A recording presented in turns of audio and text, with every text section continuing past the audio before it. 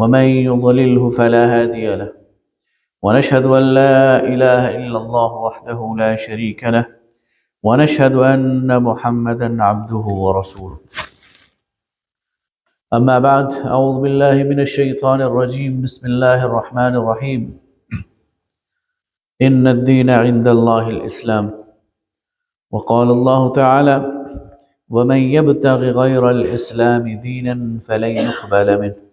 وإنه في الآخرة لمن الخاسرين. وقال الله تعالى: ملة أبيكم إبراهيم هو سماكم المسلمين من قبل وفي هذا ليكون الرسول شهيدا عليكم وتكونوا شهداء على الناس. وقال الله تعالى: ومن أحسن قولا ممن دعا إلى الله وعمل صالحا وقال إنني من المسلمين. قال النبي صلى الله عليه وسلم: المسلم من سلم المسلمون من لسانه ويده. صدق الله المولانا العظيم وصدق رسول النبي الكريم، ونحن على ذلك لمن الشاهدين والشاكرين والحمد لله رب العالمين۔ انتہائی محترم بزرگوں، بھائیوں، نوجوانوں اور انتہائی معزز خواتین،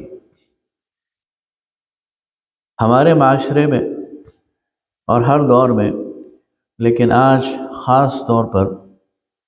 ایک تشخص کا بحران ہے جسے آپ آئیڈینٹی کرائسس کہہ سکتے ہیں۔ ہماری پہچان گم ہو گئی ہے، اور ہم جب سوچتے ہیں، اپنی شناخت دریافت کرنے کی کوشش کرتے ہیں، تو بھول بھلائیوں میں گم ہو جاتے ہیں۔ آج کسی سے آپ پوچھیں تم کون ہو، مذہبی لحاظ سے تم اپنے آپ کو کس جگہ پاتے ہو، تو وہ آپ کو جو جواب دے گا وہ کچھ اس طرح ہوگا کہ وہ کہے گا کہ میں سنی ہوں، یا میں شیعہ ہوں، یا میں دیوبندی ہوں، بریلوی ہوں، اہل حدیث ہوں۔ ہم نے یہ اپنا تشخص بنا لیا، ہم نے یہ اپنی پہچان بنا لی، جبکہ اللہ رب العالمین نے نہ صرف محمد الرسول اللہ صلی اللہ علیہ وسلم بلکہ تمام انبیاء کو جو تشخص دیا آدم علیہ السلام سے لے کر آج تک، وہ اسلام کا تشخص ہے۔ اس لیے قرآن پاک میں اللہ رب العالمین دین کے حوالے سے بہت واضح انداز میں فرماتے ہیں: ان الدین عند اللہ الاسلام۔ دین تو اللہ کے ہاں بس ایک ہی ہے، اور اس کے نام اسلام ہے۔ ایک اور جگہ فرمایا: وَمَن يَبْتَغِ غَيْرَ الْإِسْلَامِ دِينًا فَلَن يُقْبَلَ مِنْهُ۔ جو اسلام کے علاوہ کوئی اور دین چاہے گا،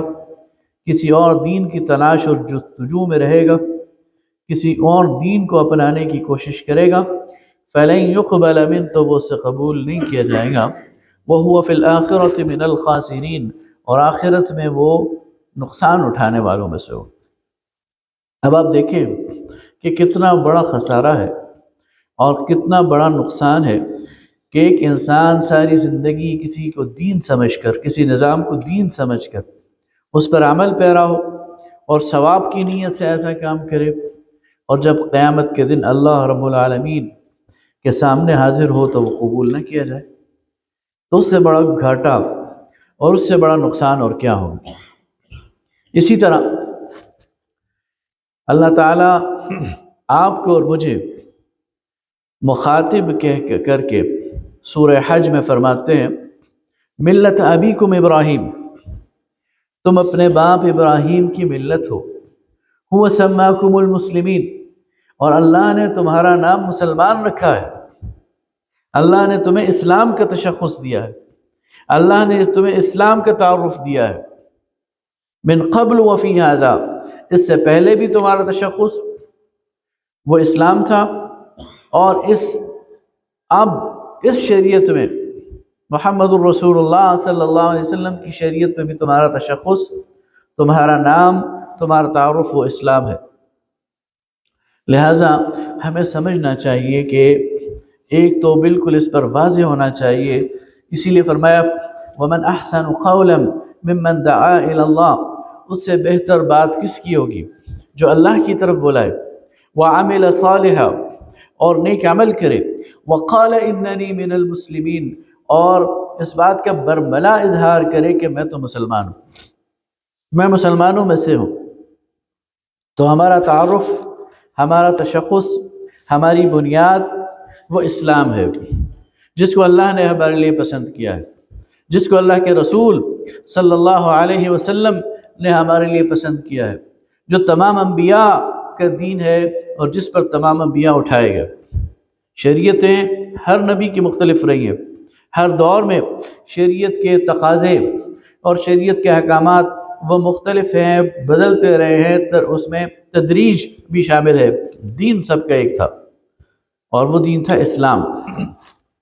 اب آتے ہیں کہ اسلام کیا ہے۔ اسلام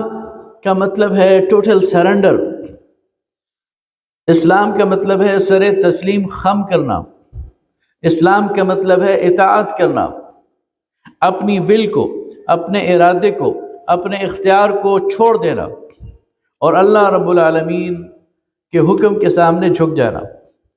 اللہ کے رسول صلی اللہ علیہ وسلم کے حکم کے سامنے جھک جانا، یہ اسلام ہے۔ اس لیے کہ اسی اطاعت، اس کو اطاعت بھی کہا گیا، اور قرآن پاک میں اللہ تعالیٰ اس کا جگہ جگہ ہم سے مطالبہ کرتے ہیں۔ فرمایا یا ایھا الذین آمنوا اطیعوا اللہ واطیعوا الرسول، اے ایمان والو اللہ کی اطاعت کرو اور اس کے رسول صلی اللہ علیہ وسلم کی اطاعت کرو۔ اب آپ دیکھیں کہ ہماری زندگی وہ اطاعت سے خالی ہو، ہماری زندگی نافرمانی سے پر ہو، ہماری زندگی اپنی آزاد مرضی سے چل رہی ہو، تو پھر کیا ہم اسلام کا تقاضا پورا کر رہے ہیں؟ مسلمان، اس کے سامنے تو جب اللہ کا حکم آ جائے، اس کے سامنے جب اس کے رسول صلی اللہ علیہ وسلم کا حکم آ جائے، تو پھر اس کی اپنی مرضی ختم ہو جاتی ہے، پھر اس کی اپنی چوائس ختم ہو جاتی ہے، پھر اس کی اپنی پسند اور ناپسند ختم ہو جاتی ہے، پھر اسے وہی کرنا ہے جو اللہ کا حکم ہے، جو اللہ کے رسول صلی اللہ علیہ وسلم کی ہدایت ہے۔ اس لیے ابراہیم علیہ السلام کی زندگی اللہ تعالی ہمارے سامنے بطور نمونہ رکھتے ہیں۔ ابراہیم علیہ السلام کو اللہ تعالیٰ نے کہا اذ قال له ربه اسلم قال اسلمت لرب العالمین،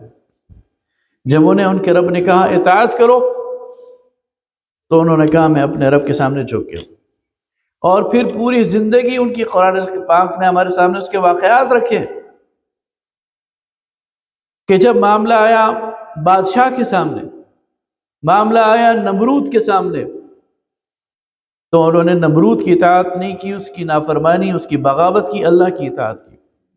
اور اس کی قیمت چکانی پڑی، اس کی قیمت اپنی جان کے طور پر دینی پڑی، انہیں آگ میں ڈالا گیا، یہ تو اللہ رب العالمین نے انہیں بچا لیا۔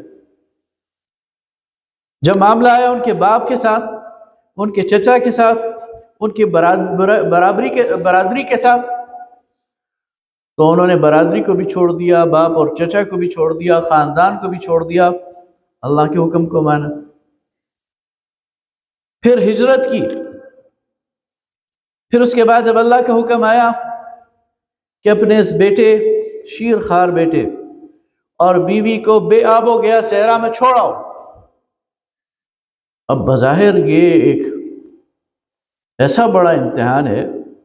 کہ ہم اگر خود اپنے آپ کو اس جگہ پر دیکھیں کہ کھانے پینے کا کوئی سامان نہیں ہے، رہنے بسنے کا کوئی سامان نہیں ہے، کوئی ٹھکانہ نہیں ہے، کوئی گھر نہیں ہے، کوئی حویلی نہیں ہے، کوئی باغ نہیں ہے، کوئی نہر نہیں ہے، کوئی کنواں نہیں ہے پانی کا، اور اللہ کا حکم آتا ہے کہ اپنے شیر خوار بچے کو اور اپنی بیوی کو یہاں چھوڑ آؤ، تو عذر تراشنا چاہے تو بندہ سینکڑوں عذر تراش سکتا ہے، لیکن اذ قال له ربه اسلم قال اسلمت لرب العالمین، اے اللہ تیرا حکم ہے تو میں مانتا ہوں، میں تیار ہوں، بغیر کسی حیل و حجت کے، بغیر کسی چوں چرا کے، بغیر کسی ifs and buts کے اللہ کا حکم مان لیا اور اپنی بیوی اور بچے کو وہاں چھوڑ دیا۔ فلما بلغ معه السعي، اور جب وہ بچہ ان کے ساتھ چلنے پھرنے دوڑنے کے قابل ہوا تو پھر اللہ کی طرف سے یہ ہدایت آئی کہ اس کو اللہ کے راستے میں قربان کر دو، اس کے گلے پر چھری رکھ دو، اس کو ذبح کر دو۔ اس کے لیے بھی تیار ہو گئے، عملاً کر دکھایا، چھری رکھ دی۔ اس قال له ربه اسلم قال اسلمت لرب العالمین۔ حضرت ابراہیم علیہ السلام نے ایک مسلمان ہونا کیسا ہوتا ہے، ایک اطاعت گزار ہونا کیسا ہوتا ہے، ایک فرما بردار ہونا کیسا ہوتا ہے، ایک حکم کو ماننے والا کیسا ہوتا ہے، وہ کر کے دکھا دیا، بتا دیا۔ اسی لیے اللہ رب العالمین فرماتے ہیں وَإِذِ ابْتَلَىٰ إِبْرَاهِيمَ رَبُّهُ بِكَلِمَاتٍ، جب ابراہیم کو اللہ تعالیٰ نے چند باتوں میں آزمایا، فَأَتَمَّهُنْ، وہ ان میں پورا اترے، قَالَ إِنِّي جَاعِلُكَ لِلنَّاسِ إِمَامًا، تو کہا اے ابراہیم ہم نے تمہیں تمام انسانوں کا امام بنا دیا، اب اسلام کا نام تم سے پہچانا جائے گا، اب اطاعت کے لیے معیار تم ٹھہرو گے، تمہیں انسانیت کا امام بنا دیا۔ اور حضرت ابراہیم علیہ السلام کی اداؤں کو اللہ تعالیٰ نے امر کر دیا، ان کے خاندان کی اداؤں کو امر کر دیا کہ قیامت تک جو بیت اللہ کا حج کرے گا، بیت اللہ کا طواف کرے گا، صفا اور مروہ کے درمیان سعی کرے گا، منی کے میدان میں قربانی کرے گا، شیطان کو کنکریاں مارے گا، تو یہ سب حضرت ابراہیم علیہ السلام اور ان کے خانوادے کی سنتیں، یہاں تک کہ جس پتھر پر کھڑے ہو کر بیت اللہ کی تعمیر کی، اس پتھر کو اللہ تعالیٰ نے نشانی بنا کر قیامت تک کے لیے امر کر دیا، اور فرمایا وَاتَّخِذُوا مِن مَقَامِ إِبْرَاهِيمَ مُصَلًّى، جو ابراہیم کے قدموں کے نشان ہیں انہیں تم نماز کی جگہ بناؤ، تاکہ تمہیں یاد آتا رہے، تمہارے سامنے وہ منظر صاف واضح دکھائی دیتا رہے کہ جس اسلام کا ہم لبادہ اوڑے ہوئے ہیں، جس اسلام کے ہم پیروکار ہیں، جس مسلمان ہونے کا ہم نے دعویٰ کیا ہے، وہ اسلام ہے کیا، وہ اسلام ہم سے مطالبہ کیا کرتا ہے، اس اسلام کی ریکوائرمنٹ کیا ہے۔ آج ہم اپنی زندگیوں کو دیکھیں، ہماری ساری زندگی ہماری اپنی مرضی کی ہے، ہماری ساری کی ساری تجارت ہماری مرضی کی ہے، ہماری معیشت معاشرت ہماری مرضی کی ہے، ہمارے تعلقات ہمارے رسم و رواج ہماری مرضی کے ہیں، اور کسی بھی جگہ ہم یہ پرواہ بھی نہیں کرتے کہ اللہ کا کیا حکم ہے، اللہ کے رسول صلی اللہ علیہ وسلم کا کیا حکم ہے، ایک لمحے کے لیے سوچنا بھی گوارا نہیں کرتے کہ اس دنیا کی زندگی میں اور ان معاملات میں